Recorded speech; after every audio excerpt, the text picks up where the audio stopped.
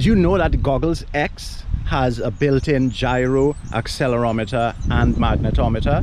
The Walksnail Avatar Goggles X puts out 4 PWM channels: channel 5, channel 6, channel 7 and channel 8.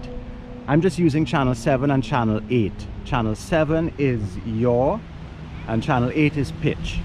So basically head tracking left and right.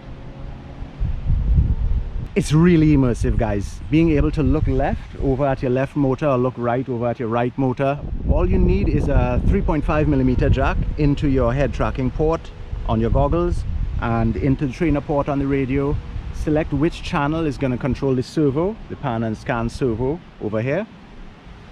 In iNav, select that as your servo output. I'm using channel 7. I know most of you wanted to get head tracking working on your FPV planes. It's a really simple setup.